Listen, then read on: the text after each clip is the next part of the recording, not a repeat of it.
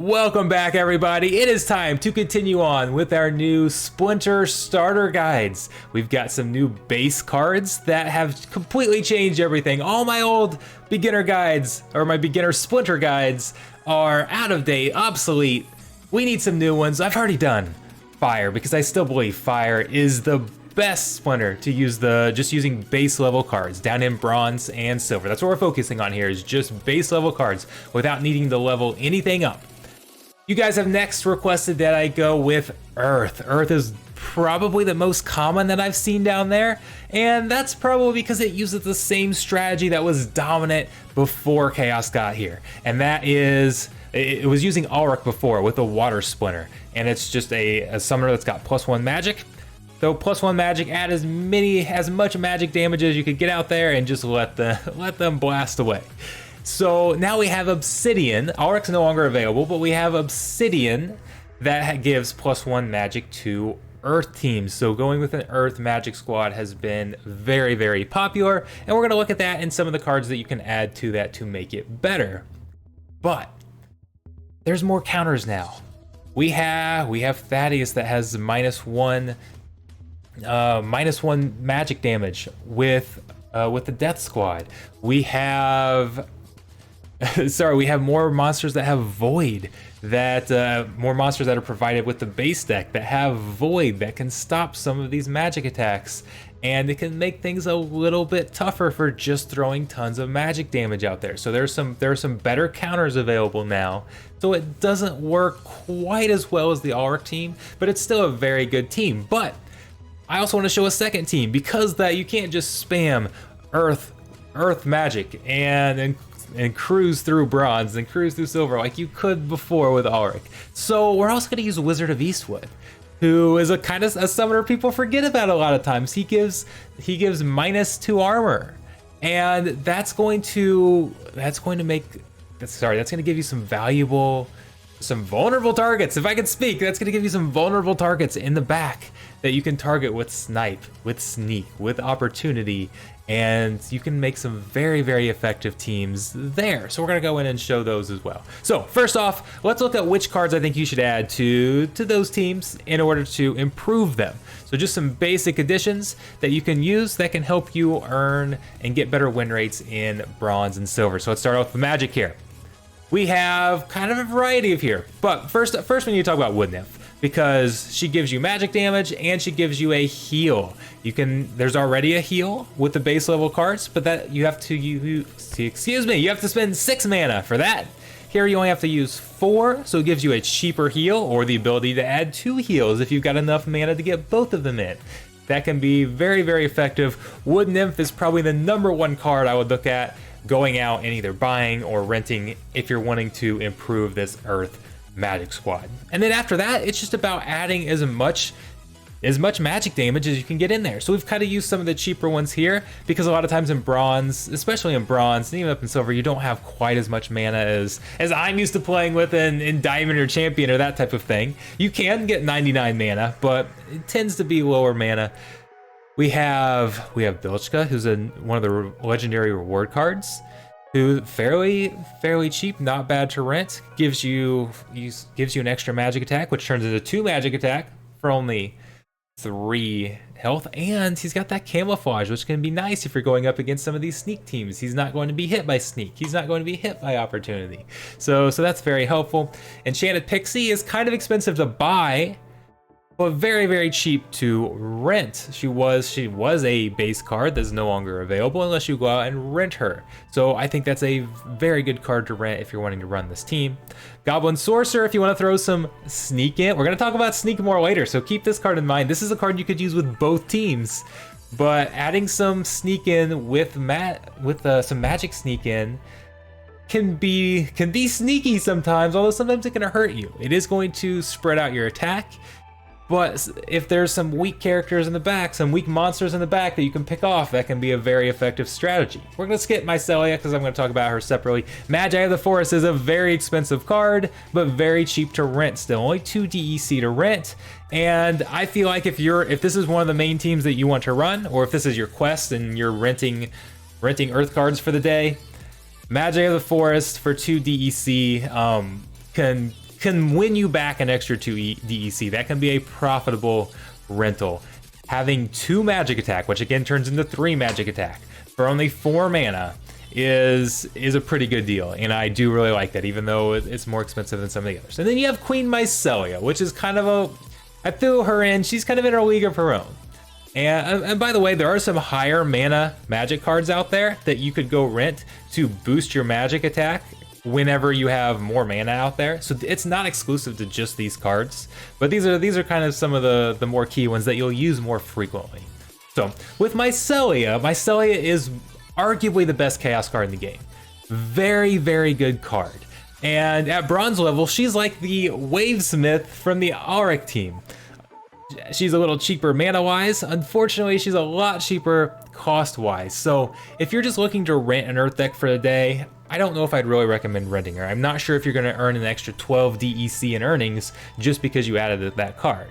But if you're looking for more long-term additions to add to your deck, Mycelia is going to be a very, very good option. If you've got some earnings, if you happen to pull a lot of DEC from a chest or something like that and want to spend on a more expensive card, this is a solid option, because Mycelia is one of the best cards in the game and is a card that you're going to keep long term. That's a card I want at Champion that unfortunately I don't have maxed out, but it's a very, very good card that has a lot of different uses even outside of this specific team. She's basically plug and play on an Earth squad. So if you're looking for a more expensive card and to invest in that you can use now, but it's going to carry a lot of value moving forward, Mycelia is one that I really like. So that's why I included her there. But most people probably aren't going to go out and rent her unless her price comes down a little bit. So let's go. Why don't we go ahead and switch over and look at some of these battles here before we go on to the next team. Let's do one team at a time. So we'll start off with a mirror match.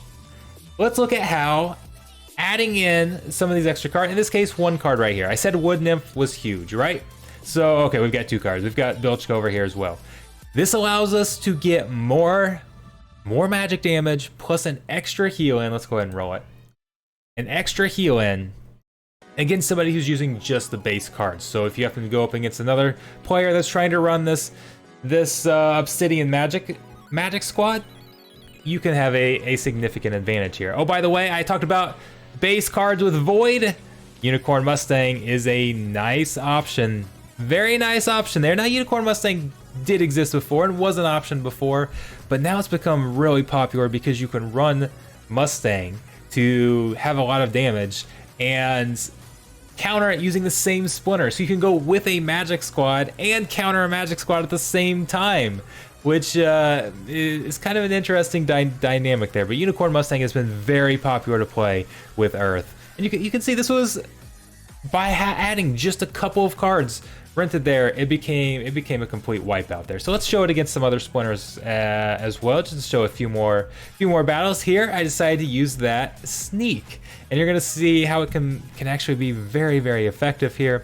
We're able to pick cards off from the back fairly easily there. And again, sometimes it can help, sometimes it can hurt, depending on how things time. I decided to try and sneak that in there, and ended up working fairly well for us. You saw some opportunity there. We're gonna see a lot more opportunity attacks here shortly.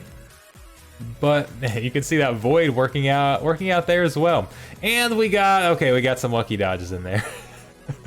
We did get some lucky dodges in there. But even if he had taken us out, we were gonna go through, and remember, range can't attack up front, so we were gonna go through those other 2 cards fairly fast anyway, so that wasn't necessarily going to be a problem. Didn't realize how lucky we got when I was sliding that battle in. Let's look at one more with this Obsidian magic squad, and how effective. This time I decided to throw in a taunt. This is a base card, and I really like using Slip Spawn whenever we have enough mana to get that card in there, because this Obsidian team can be weak to some of these opportunity cards, to some of these sneak cards, and we're gonna see that here coming up in just a second as I could kind of compare the two lineups that we're talking about. But throwing in a taunt can be a very, very effective way to stop that. Here we didn't have healing, But a lot of times I'll put that taunt even up front and add the 2 healers in, and we can absorb a lot of damage that way, regardless of what the damage type actually is. So let's go back to our screens over here. Let's move on from magic and let's look at some of the non-magic additions. Again, I talked about you're going to use Wizard of Eastwood to reduce any armor and make some of those backline monsters vulnerable. So we have opportunity, sneak, and snipe all on the Earth Splinter with the base sets. So we're just kind of adding to it. I like to kind of group the same type together. So go with an opportunity team, or go with a sneak team, or go with a snipe team, so that we can focus fire. But you don't have to. I mean, you can spread them out. And when you spread them out, it's a gamble. If you can end up taking out multiple cards at once, it ends up being great. If they're too high a health, and you end up taking out nobody. So it can be a gamble there. That's why I usually just like to stay with focus fire. But here are some of the cards, and you don't have to add all of these guys. These are just some examples that so you guys can kind of get the overall strategy and see how it works. But like Sandworm is one that's a lot more mana. I've stuck with cheaper mana cards here, but you guys know I love my Sandworm. I love my Sandworm a ton. So let's go in and let's see what some of these cards can look like in some of these battles. Because I've got some of these lined up as well. If we can get over there, there we go, right there. And again, so Slip Spawn. I'm using Slip Spawn, and look at all the armor right here. Before I hit play, you can see they've got all that armor on the other side, which helps protect them from some of those backline hits. And then the Wizard of Eastwood is just going to remove it. So it can, even though we're not increasing our damage, like this is very similar to what we've run with Tarsa, right? Running a sneak team. I said a fire sneak team. I actually said sneak is kind of the meta down in bronze. Tarsa having that extra damage is very, very effective, and I do kind of like that better still. But decreasing that armor can be very, very effective as well, so that we're not wasting our attacks hitting that armor. Doesn't matter how much melee attack you have if you go up against one armor and can't land any hits. So here we're able to take on a legendary here. We were able to take on our Oceanus, Jin Oceanus here, and still get some damage. I really like this Goblin Thief card. This Goblin Thief was a staple that I used with the Mylor teams. You guys remember the Mylor teams? Oh, by the way, those Mylor teams work very, very well. And oh yeah, we can switch over here. I think I've still got one. Yes, I do. I've got a Mylor. Remember before we used to run Mylor with a shield up front, and it was almost impossible for anybody to use melee damage against us? Well, we can do pretty much the exact same thing here. So here's what Mylor works. Everybody wondered, was Mylor going to fall out of the meta and no longer be one of the very best starter cards you can go get? Because that was, man, that was the very first beginner guide I ever made, was recommending to go buy Mylor, saying that he was meta. You could go dominate bronze by buying a single card, and his value skyrocketed. Absolutely skyrocketed. He became the most played summoner, or the most acquired summoner down in bronze, and was just dominating bronze for a long time, until people started switching to Alric, because that was a counter to this, right? Well, he's still really good. Now, I didn't necessarily recommend him. I was just showing that this team can work with Mylor, because a lot of people are wanting to know if he's still dominant. Yes, he is still dominant. Unfortunately, he's very expensive, but he still works very, very well, and he pairs well with this sneak team, this opportunity team that I showcased. So let's look at the sneak team. I guess I shouldn't even call it a sneak team. Up against the Obsidian squad. I ran Obsidian here, came up against somebody who used, look, we've got sneak, snipe, and opportunity, one of each thrown in here, and you can see how good this team, because this Obsidian team they're kind of filled with glass cannons back there. So you can see how quickly they can actually be picked off using some of these cards. We didn't actually have a ton of armor anyway, so there wasn't a ton of use from the summoner, but he's still just, again, it's just just in case there's any of that armor up there. Yeah, I'd rather run this with Mylor most of the time, but most of you aren't going to have Mylor, so seeing it with Eastwood Run is nice to see. So that's what we've got there as I screw up my intro video. That's what we've got there. I do that every time, don't I? I'll learn eventually. Let me know what you guys think. Go rent some of these cards, try it out, see if this can help you climb in bronze. So many people are struggling in bronze now after these new cards came out. And again, fire is still my favorite, but earth works very well. You can definitely climb using some of these additions with an earth squad. And a lot of you, if you get an earth quest, you want to go play earth cards, right? Go out and rent a few of these, climb for the day, make some DEC, and complete your quest and get your rewards that way. It's very, very effective. And earth is, I don't have any data, but I feel like that earth magic team might be the most common team being run in bronze right now. As I was testing it, when I was testing my fire team, testing these, I kept coming up against mirror matches. But it can also be countered as well. You've got a Thaddeus with death is one of the common counters, because you've got all those sneaks in there that this team can be weak to, and you decrease the magic attack. So there are definitely counters. It's not as dominant as the Alric magic team, but the Obsidian magic team is still very common, still very effective, and we're seeing it a lot. We are absolutely seeing a lot down in bronze and even up in silver. I haven't climbed too far in silver, but at the beginning of silver, where people are still using a lot of base cards, you can absolutely climb and improve your win rate.